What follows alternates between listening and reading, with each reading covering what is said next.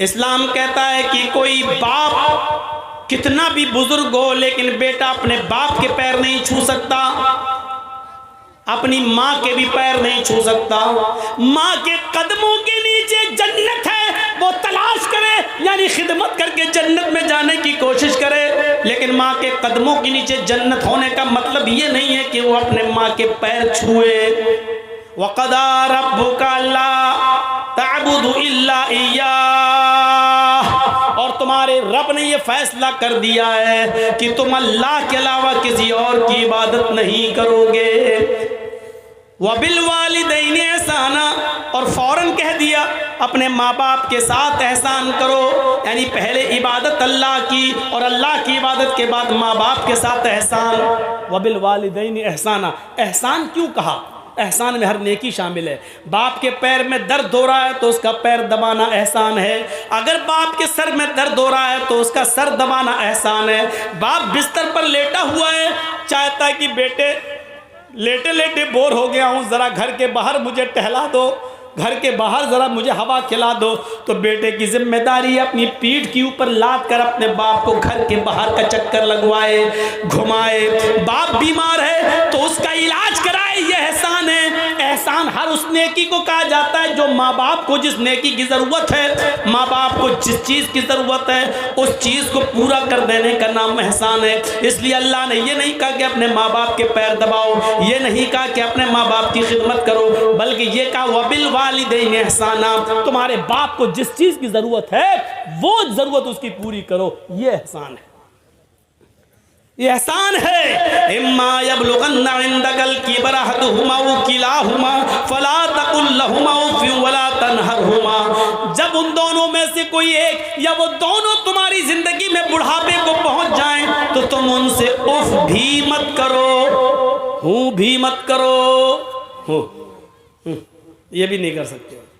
मसलन मेरे बाप बीमार हैं, बिस्तर पर लेटे हैं और मैं कंप्यूटर पे काम कर रहा हूँ, बहुत ज़रूरी इंपॉर्टेंट बिजनेस का काम, और बाप लेटे हैं, बेटा जी अब्बू एक गिलास पानी ला दो।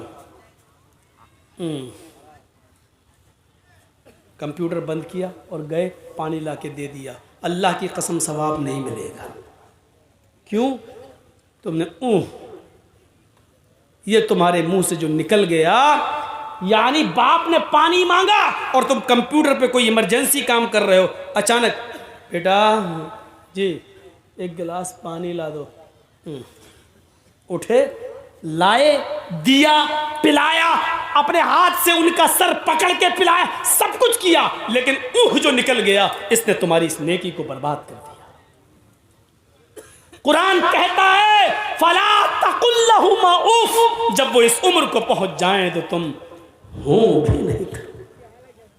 यह है बाप का दर्जा, यह है बाप का मकाम। लेकिन इतना ऊंचा मकाम होने के बावजूद ये नहीं कहा कि तुम अपने बाप के पैर छुओ, नहीं छू सकते, क्योंकि सर झुकाना सिर्फ एक अल्लाह के सामने जायज है।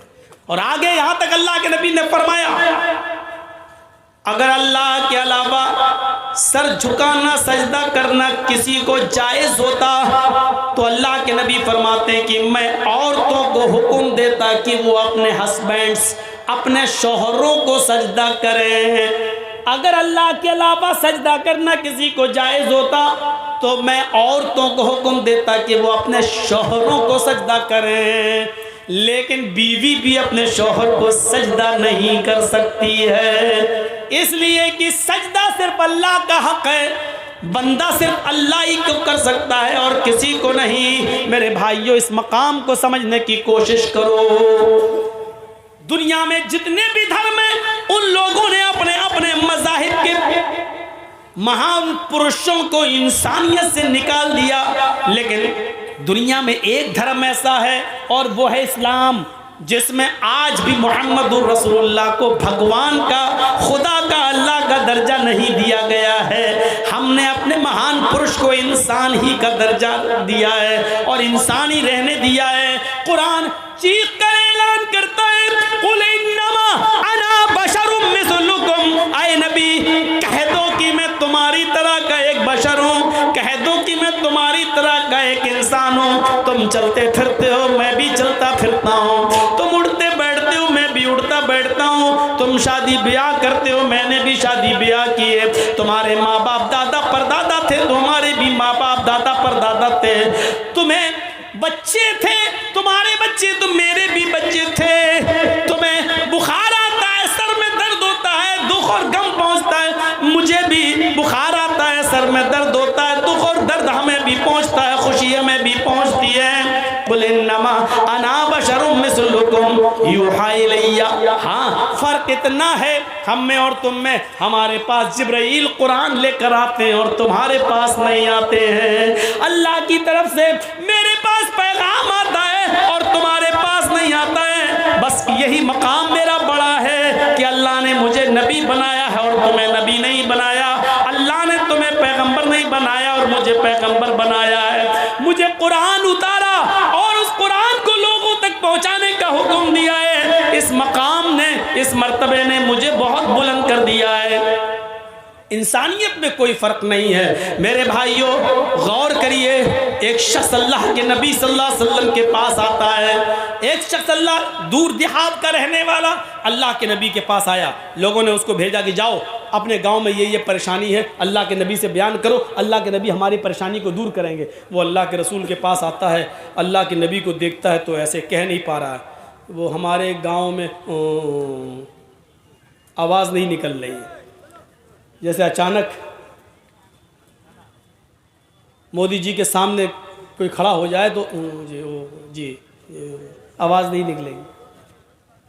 डीएम के सामने खड़े हो आवाज़ नहीं निकलती। ऐसे ही वो साहब ही अल्लाह के रसूल के पास आए। जी वो क्या, हाँ बोलो क्या परेशानी है? जी वो मेरे गांव में जी वो डर रहे हैं, कांप रहे हैं। इतना रौब, इतना दबदबा नबी के चेहरे पर कि वो कांप रहे हैं। अल्लाह के रसूल सल्लल्लाहु अलैहि वसल्लम खड़े होते हैं। मिसाल देखिए, देखा कि ये बोल नहीं पा रहे हैं, ये हमसे डर रहे हैं, तो अल्लाह के रसूल ने उनके दोनों कांधों को पकड़ा और पकड़ के हिलाया, अपने सीने से लगाया और कहा कि बोलो क्या बात है?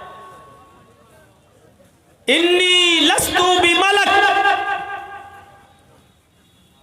मैं कोई बादशाह थोड़ी हूं। अना इब्नु इम्रातिन ताकुलुल कदीर। अबू दाऊद की हदीस के अल्फाज देखिए, इन्नी लस्तु बिमलक। क्यों डरते हो मुझसे? मैं कोई बादशाह थोड़ी हूं, मैं बादशाह थोड़ी हूं। अना इब्नु इम्रातिन ताकुलुल कदीर। अरे मैं भी तो ऐसी माँ का बेटा हूं, मुझे भी तो उस माँ ने अपने पेट से बाहर निकाला, मुझे भी तो ऐसी माँ ने अपने पेट से जना है जो गोश्त के सूखे टुकड़े खाती थी। ताकुलुल कदीद, जो सूखा गोश्त खाती थी। कदीद किसको कहते हैं आपको बता दूं, थोड़ी देर और बैठ जाइए, कीमती बात मैं बताने जा रहा हूँ। ताकुलुल कदीद अरब में क्या होता था? गोश्त, ऊँट ज़िबा किया, ऊँट नहर किया तो 4-4, 5-5 किलो गोश्त के टुकड़े ऐसी धूप में डाल देते थे लोग, धूप में, और नमक वमक लगा के, साल्ट वगैरह लगा के ऐसे ही उसको खुश्क कर लेते थे और उसको अपने घर में रखते थे। 1 महीने बाद, 2 महीने बाद, 3 महीने के बाद गोश्त पकाने का दिल होता था तो उसी में से थोड़ा सा काटा और पका लिया, आधा किलो काटा और पका लिया। तो गोश्त के बड़े बड़े टुकड़ों को नमक लगाकर और धूप में सुखाया जाता था और ये गोश्त खिलाया जाता था। 6-6 महीने, 8-8 महीने चलता था।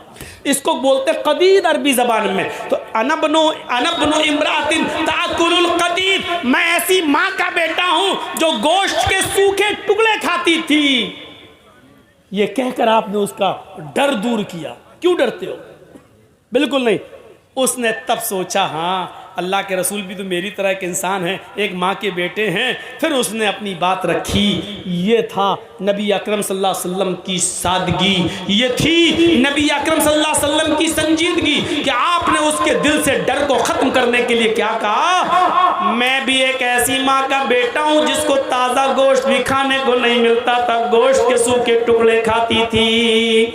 मुझे भी उस माँ ने पैदा किया है। तुलसीदास जी ने संग्राम पुराण का हिंदी अनुवाद किया है आसान हिंदी में, उसमें तुलसीदास जी ने लिखा है। गौर कीजिएगा इन मंत्रों को जो मैं आपके सामने पढ़ रहा हूं। संग्राम पुराण के स्कंद 12 के अंदर तुलसीदास जी ने संस्कृत का हिंदी अनुवाद आसान हिंदी में यूं किया है, यहाँ पक्षपात कुछ न राखूं, वेद पुराण सत सद भाखूं, देश अरब भरग लता सहाय, सोतियल भरम गत सुनो घगुराए। जब तक तब तक मद्दी कोया, बिना महामद पार न होया, राजनीति भव्य प्रीति दिखावे, आपन मत सबका समझावे, आपन मत सबका समझावे। अब एक एक चीज को देखिए, यहां पक्षपात कुछ न राखूं, तुलसीदास जी कहते हैं आज मैं किसी की तरफ नहीं बोलूंगा, जो सच है वही बताऊंगा। आज मैं किसी न हिंदू की तरफ न मुसलमान की तरफ, आज मैं किसी की तरफ नहीं बोलूंगा, जो सच सच है वही बताऊंगा। वे क्या, यहाँ पक्षपात कुछ न राखूं, देश अरब भरग लहा सत सत, देश अरब भरग लता सहाय, अरब मुल्क, अरब का शहर सितारे चांद की मानिंद चमकेगा, सोतियल भरम गत सुनो घगुराए, उसके अंदर अनहोनी बातें, चमत्कार, मुअज्जिज़े दिखलाने वाली एक हस्ती पैदा होगी, मुअज्जिज़े दिखलाने वाली, चमत्कार दिखलाने वाली एक हस्ती पैदा होगी। राजनीति भव्य प्रीति दिखावे, वो राजनीति करेगा, सियासत करेगा, आपन मत सबका समझावे, नरमी की जगह नरमी करेगा और सख्ती की जगह सख्ती करेगा, नरमी भी करेगा और सख्ती की जगह सख्ती भी करेगा। अल्लाह के नबी ने नरमी भी की और सख्ती भी की, सख्ती की तो इतनी नरमी की तो इतनी नरमी की कि आपने अपनी बेटी ज़ैनब के कातिल जिसने तीर मारा था हिबार इब्न अस्वद ने, और वो नबी अकरम की बेटी ज़ैनब के पेट में लगा था, ज़ैनब के पेट में बच्चा था, वो पेट फट जाता है और अल्लाह के नबी की बेटी ज़ैनब के पेट का बच्चा जमीन पे गिर जाता है। अल्लाह के नबी सल्लल्लाहु अलैहि वसल्लम को जब इस बात का पता चला, पाए हजरत ज़ैनब को उठाया मदीने ले गए, लेकिन बच्चा ज़ाय हो चुका था। ज़ैनब को जब होश आया और पता चला कि मेरे पेट का बच्चा ज़ाय हो गया, तो वो ज्यादा दिन जिंदा नहीं रह सकी और उसी सदमे में उनका इंतकाल हो जाता है। अल्लाह के नबी ने ज़ैनब को दफना दिया। 10 साल के बाद जब मक्का फतह होता है और मक्के में ये मुजरिम जिसने ज़ैनब को तीर मारा था 10 साल के बाद जब सामने आता है और माफी मांगता है कि अल्लाह के नबी मुझे माफ कर दीजिए, मैं भी आपकी बेटी ज़ैनब का कातिल हूँ, तो अल्लाह के रसूल की आंखों में आंसू आ जाते हैं और कहते हैं, आए दुश्मन ज़ैनब, आए मेरी बेटी के कातिल, तूने मेरे उस फूल जैसी बेटी को जख्मी किया, उसका पेट फाड़ा, उसके पेट के बच्चे को जमीन पे गिराया, जिसका सदमा और रंज और गम ने मेरी बेटी को जिंदगी नहीं बख्शी। उसी रंजो गम में मेरी बेटी अल्लाह को प्यारी हो गई। दिल तो नहीं चाहता कि मैं तुझे छोड़ूं, लेकिन मैंने आज तक किसी से अपना जाती इंतकाम, जाती बदला नहीं लिया। आए हिबार, आए मेरी बेटी के कातिल, आए हिबार जा, आए हिबार जा, मैंने तुझे भी माफ कर दिया। आप अपनी बेटी ज़ैनब के कातिल हिबार इब्न अस्वद को माफ कर रहे हैं। नरमी आई तो इतनी नरमी आई और सख्ती की तो इतनी सख्ती की कि एक लड़की फातिमा नाम की कबीले बनु मखज़ूम की जब पकड़ के लाई गई, कहा गया चोरी की है, आपने कहा हाथ काट दो। लोगों ने सिफारिशें की, बड़े अमीर घर की है, हाथ काटेंगे तो नाक कटेगी, आपने कहा हाथ काट दो। सिफारिशों पे सिफारिशें हुई कि नहीं नहीं अमीर घराने की है, इस्लाम बदनाम होगा, हम बदनाम होंगे। अल्लाह के नबी ने कहा अल्लाह के कानून में कोई तब्दीली नहीं होगी, उसका हाथ काट दो। हाथ काट डाला गया। लोगों ने चिढ़ाया, देखो बड़े बड़े अमीर की लड़की के हाथ काट दिए जाते हैं मोहम्मद की शरीयत में। तो अल्लाह के नबी ने उसका जवाब ये देते हुए दिया कि लौ अन्ना फातिमा बिन्त मुहम्मद सरकत लक़तअतु यदहा, वो तो कबीले बनु मखज़ूम की लड़की फातिमा थी जिसने चोरी की और हाथ काटा, जिसका हाथ काटा गया। अगर उसकी जगह पर मेरी अपनी बेटी फातिमा भी होती, मेरी अपनी बेटी फातिमा ने भी चोरी की होती, तो मैं अपनी बेटी का हाथ भी कटवा देता। ये इंसाफ अदल ये कहकर जिंदा रखा मेरे भाइयों। इसीलिए आज भी हिंदू भाइयों की किताबों में मुहम्मदुर रसूलुल्लाह को मोहम्मद के नाम से आज भी जिक्र किया गया है। इतने साल गुजर जाने के बाद भी लफ्ज़ मोहम्मद वो अपनी किताबों से हटा नहीं पाए। जब तक मद्दी कोया मद मानी मीठी कोया मानी आवाज़, जब तक मीठी आवाज़ यानी कुरान दुनिया में बाकी रहेगा, बिना मोहम्मद पार न होया कोई, उस वक्त तक बिना मोहम्मद की कोई अपनी ज़िंदगी गुजार नहीं सकता। यानी कुरान पर अमल करना है तो मोहम्मद रसूलुल्लाह के तरीक़े पर चलना पड़ेगा। बिना मोहम्मद पार न होया तो उस वक्त कोई बुरा मोहम्मद के पार नहीं होगा सल्लल्लाहु अलैहि वसल्लम। मोहम्मद नाम तो इतनी जगह वेदों में आया है कि आप दंग रह जाएंगे। अज्ञान हेतु किरत मोह मदान्धिकारम नाशम विधायम हितदोदयत विवेका। मोहम्मद नाम का एक अंतिम ऋषि आएगा, अज्ञान हेतु किरत मोह मदान्धिकारम। मोहम्मद आएंगे, अंतिम ऋषि, अंतिम पैगंबर, आखिरी नबी होंगे। अंधिकारम नाशम, जब वो इस धरती पर आएंगे तो अंधेरे को नाश कर देंगे। यानी उनके आने से पहले अंधेरा ही अंधेरा होगा, लेकिन वो अपने आने के बाद अंधेरा नाश कर देंगे। मुहम्मदुर रसूलुल्लाह के आने से पहले कितना अंधेरा था, कितना अंधेरा था। जुआ इतना खेला जाता था कि लोग जुए में रकम हार जाते थे तो मकान लगा देते थे, मकान जुए में हार जाते थे तो बीवी जुए में लगा देते थे, और बीवी भी जुए में हार जाते थे तो अपनी 16, 17, 18 साल की बेटी जुए में लगा दिया करते थे, लेकिन हार नहीं माना करते थे। इतने जुआरी थे। और शराब का हाल ये था कि उनके घर में जब बच्चा पैदा होता था तो माँ उस बच्चे को खजूर नहीं खिलाती थी और अपने पिस्तान से नहीं लगाती थी। पैदा होने के बाद बच्चे के हलक में सबसे पहले जो चीज डाली जाती थी वो शराब का कतरा हुआ करता था। वो लोग फख्र करते थे कि आज हमारे घर में बच्चा पैदा हुआ, इसने सबसे पहले जो चीज पी वो शराब है।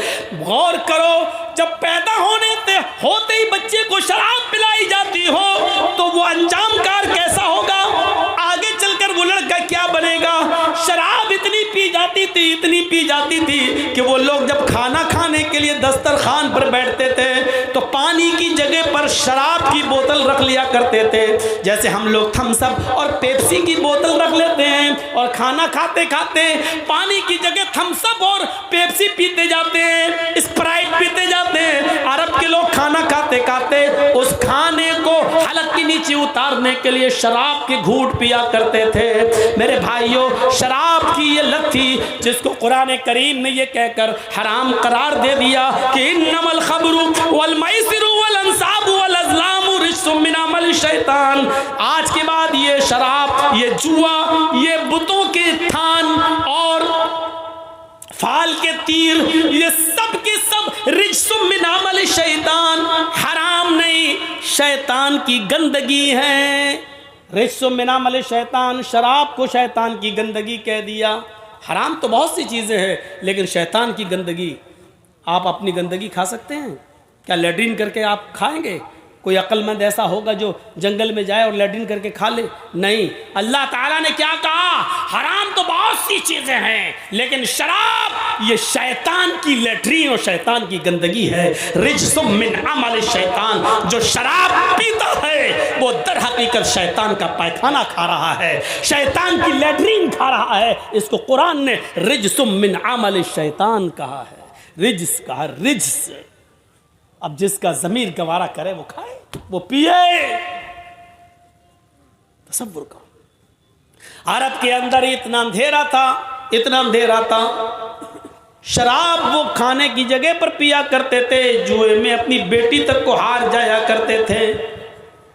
उनके बाप जब मर जाते थे, सुनो, इतना अंधेरा कि बाप अगर मर गया और माँ ज्यादा खूबसूरत है तो बेटा अपने घर से एक चादर उठाता और अपनी माँ का हाथ पकड़कर उसको घर से बाहर निकालकर अपनी चादर माँ के ऊपर डाल देता।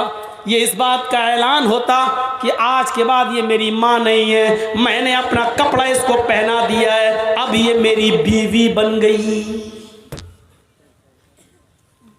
आज पूरे हिंदुस्तान में कितने मदरसे होंगे, आपके बिहार में कितने मदरसे होंगे और कितने मौलवी होंगे, सब मिलकर सिर्फ जहेज ख़त्म नहीं कर पा रहे हैं।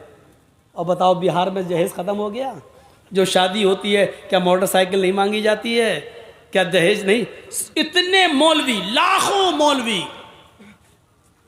हजारों मदरसे, हजारों प्रचारक सब मिलकर एक गांव से जहेज की लानत नहीं मिटा पा रहे हैं।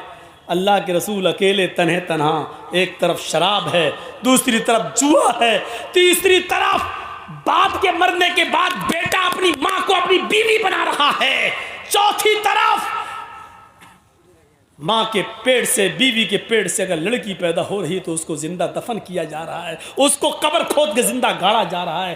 अकेले एक नबी ने, अकेले एक मर्द ने, अकेले एक मुजाहिद ने, अकेले एक रसूल ने इन तमाम बुराइयों को ख़त्म करने के लिए कितनी मेहनत की होगी, पूरे मुआशरे से कैसे इन तमाम खुराफातों को पाक किया होगा। मेरे भाइयों, मोहम्मदुर रसूलुल्लाह के आने से पहले हाल तो ये था कि एक आदमी की बकरी दूसरे आदमी के खेत में चली गई। पढ़िए सीरतुन नबी अल्लामा इब्न हिशाम की। इस आदमी की बकरी उस आदमी के खेत में चली गई और थोड़ी सी घास खा ली। उस आदमी ने बकरी ले जाकर इससे कहा, बांध के नहीं रख पाता अपनी बकरी को, पकड़ अपनी बकरी, तेरी बकरी ने हमारे खेत में आकर घास खा ली। इस आदमी ने गुस्से में कहा, तो क्या हुआ, जानवरी तो है, चला गया तो क्या हुआ? उसने कहा, बजाय अपनी गलती मानने के अकड़ रहा और रहा है। बस इतनी सी बात पर जंग शुरू होती है और दोनों के कबीले आमने सामने आ जाते हैं। जानते हो ये जंग कितने साल चली? इतनी सी बात पर, तेरी बकरी मेरे खेत में क्यों आई, इतनी सी बात पर ये जंग चली तो 27 साल तक जंग चलती रही। कितने साल तक? 27 साल। 27 साल के बाद जब दोनों तरफ से मरने वालों की गिनती गिनी गई तो 27 साल में दोनों तरफ से मरने वालों की गिनती हो चुकी थी 40,000। 27 साल में दोनों तरफ से मरने वाले लोगों की गिनती हो चुकी थी 40,000। 40,000 लोग मर गए एक बकरी के घास खाने की वजह से, लेकिन अभी जंग बंद नहीं हुई।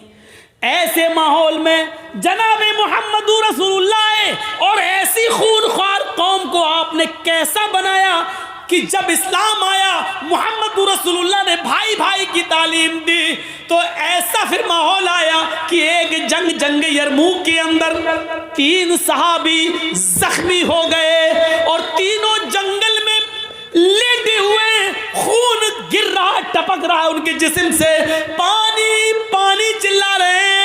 एक सहाबी पानी का प्याला लेकर गुजर रहे हैं, उन्होंने एक जख्मी को देखा, वो पानी पानी चिल्ला रहा है, जल्दी से उठाया और अपने मुसलमान भाई को पानी पिलाना चाहा। होंठों तक ले जाते हैं कि दूसरी झाड़ी से आवाज आती है, काश कोई मुझे भी पानी पिला देता। तुम उसको पानी पिला रहे हो, 1-2 घूंट बच जाए तो मुझे दे देना, मुझे भी प्यास लग रही है। इस आदमी ने पानी का प्याला हटा दिया, कहा नहीं नहीं तुम मुझे मत पिलाओ, उस झाड़ी के अंदर जो आवाज आ रही है वो आदमी मुझसे ज्यादा प्यासा है। ये पानी लेकर उसके पास गया, उसको पिलाने लगा। अभी मुंह तक गया नहीं था कि तीसरा चीखता है, 1-2 घूंट बच जाए तो मुझे दे देना।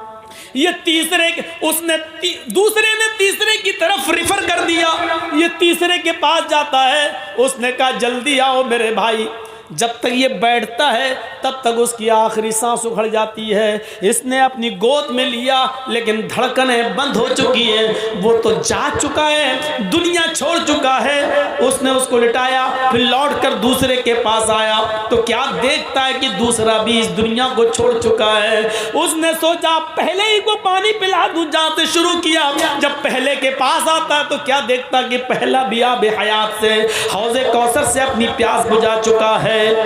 तीनों इतने प्यासे थे, लेकिन इतनी प्यास की वजह से भी मेरे भाइयों वो अपने दूसरे भाई के लिए रेफर कर रहे हैं, नहीं मैं मुझसे ज्यादा वो प्यासा, पहले उसको पिलाओ। जो कौम एक बकरी के दूसरे के खेत में घास खा लेने की वजह से 27 साल लड़ती हो, 40,000 अफराद मरने के बाद भी जंग खत्म ना होती हो, इतनी खूनख्वार कौम, लेकिन अब ऐसी भाई भाई बन गई कि एक दूसरे ने एक दूसरे को पानी पिलाने के लिए अपनी जान दे दी। मैं मर जाऊं लेकिन मेरा भाई बच जाए, ऐसी तालीम दी थी मोहम्मद रसूलुल्लाह सल्लल्लाहु अलैहि वसल्लम ने।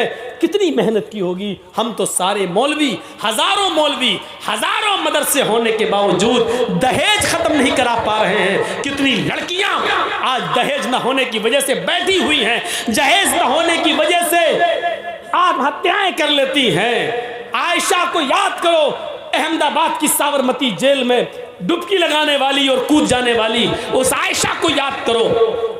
कलकत्ता की उस लड़की को याद करो, सलीम की उस बेटी को, जिसने हैदराबाद के अंदर बिना जहेज के शादी कर ले जाने वाले उस आदमी ने हैदराबाद के अंदर 20,000 रुपए में बेच दिया था।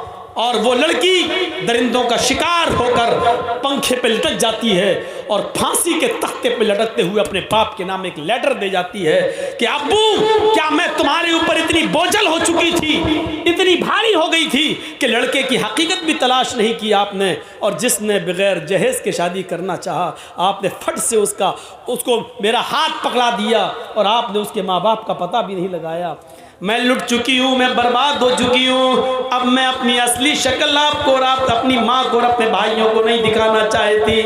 हाँ, मेरी एक छोटी बहन जरूर है फातिमा, मैं उसको घर छोड़ कर आई हूँ। आए अब्बू जान, उसके लिए एक नसीहत करती हूँ आपको। ये जुमले सुनने के लायक हैं। उसने जो लेटर में लिखा था, और वो लेटर आज भी कलकत्ता में सलीम के पास मौजूद है। उस लेटर के जुमले ये थे, मेरे अब्बू, वो छोटी मेरी बहन फातिमा नाम की मेरी बहन, अब्बू जान उसको छोड़ के आई हूँ। ऐसा ना हो कि उसको भी ये दिन देखना पड़े जो आज मुझे देखना पड़ रहा है। हैदराबाद की होटल में 20,000 रुपए में मैं नीलाम कर दी गई और दरिंदों ने मेरी इज्जत व आबरू को छल्ली छल्ली कर दिया। मैं अब भाग कर आपको और अपनी माँ को और अपने भाइयों को अपना नापाक चेहरा दिखाने के लायक नहीं रही हूँ, इसलिए मैंने मर जाना बेहतर समझा। हाँ अब्बू जान, मैं अपनी छोटी बहन फातिमा के लिए एक नसीहत कर रही हूँ। उसके बड़ा होने से पहले आप इतना कमा लेना, आप इतनी मेहनत कर लेना, आप इतना जहेज इकट्ठा कर लेना कि जो कुत्ता जितनी हड्डियां मांगे उस कुत्ते के सामने उतनी हड्डियां डाल देना, ताकि मेरी बहन को वो दिन न देखना पड़े जो आज मुझे देखना पड़ रहा है। हैदराबाद में खुदकुशी करके मरने वाली कलकत्ता की उस जमीला ने दहेज मांगने वालों को कुत्ता कहा है और उस दहेज को हड्डी कहा है कि जो कुत्ता जितनी हड्डियां मांगे उसके कुत्ते के सामने उतनी हड्डियां डाल देना।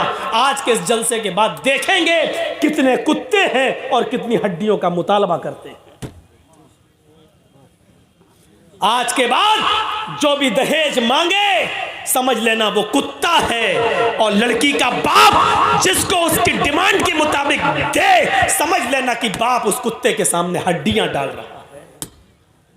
कह दिया मैंने जो कहना था, चाहे अमीर की बेटी हो, चौधरी की हो, सरमायाकार की हो, एमएलए की हो, एमपी की हो, कोई भी हो, ये मेरी कुर्सी है, ये मेरी अमानत है, मैं इसमें खयानत नहीं करना चाहता। जो सच्चाई थी वो मैंने बयान कर दिया है। मेरे भाइयों, मुआशरे में इसको कौन समझेगा, कौन इससे इबरत हासिल करेगा? मैं जानता हूं कि कुत्ता और हड्डी कहने के बाद भी जहेज रुकेगा नहीं। 20 साल से अब तक नहीं रुका तो अब क्या रुकेगा? लेकिन एहसास पैदा करो।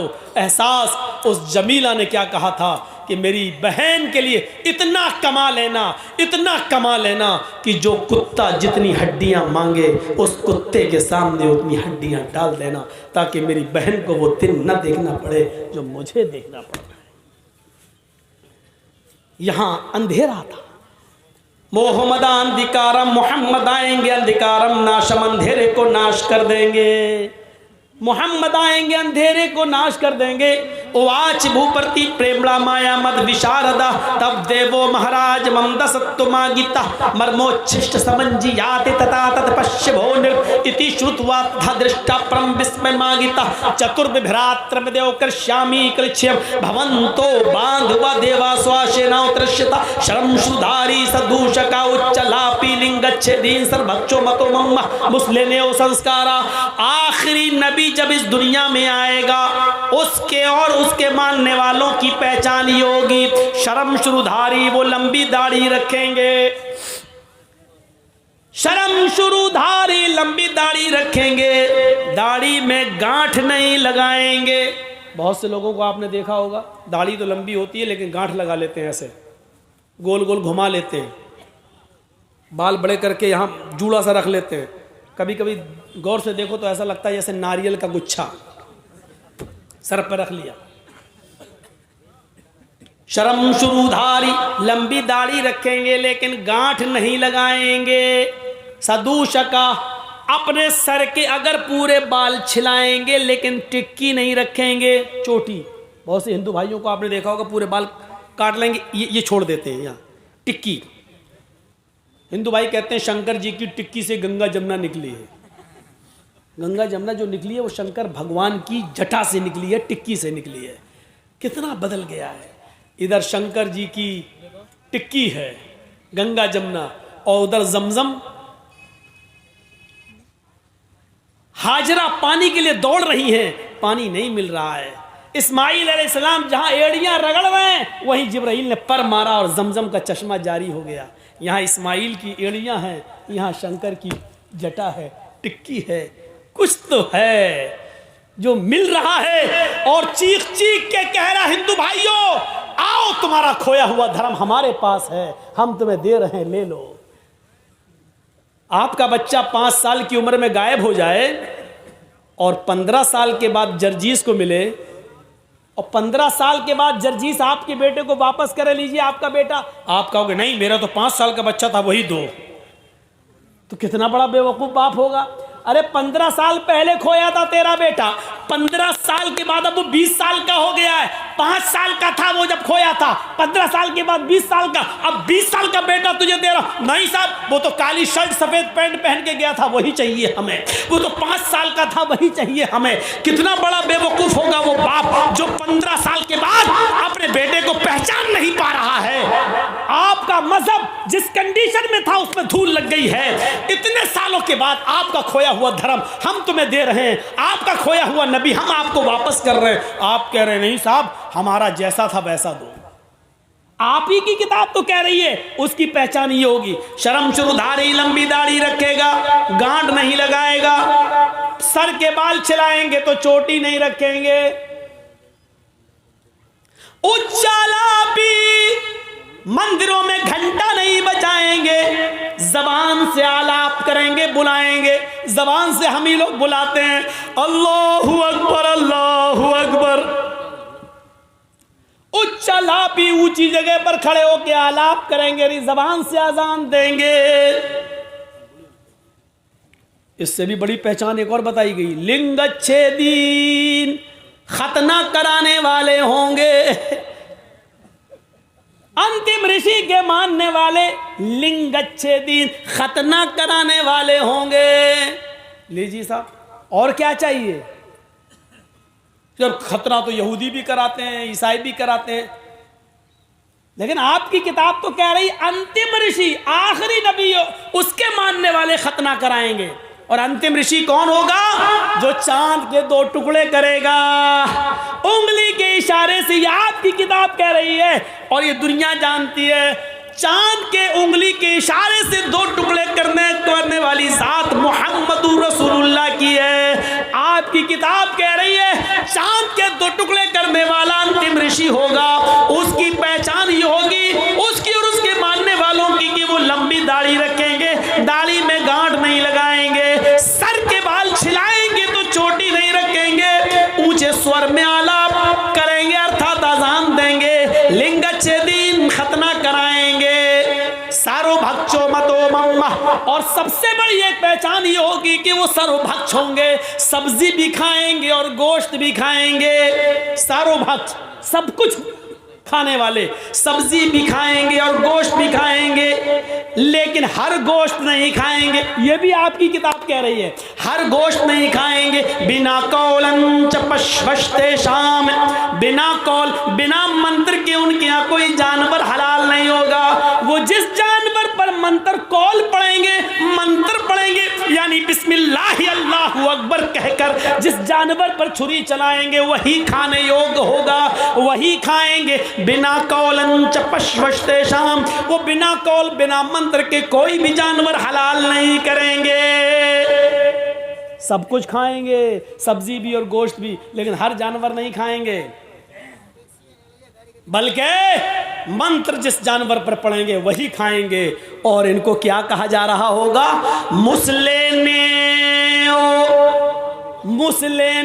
मुसलमान तो ही जाते हो द्यूदशा, दुनिया इनको मुसलमान के नाम से जान रही होगी। आज भी आपकी किताब में लिखा मुसलमान तो ही जातियो द्यूदशा, मुसलमान तो दुनिया इसको मुसलमान के नाम से जान रही होगी।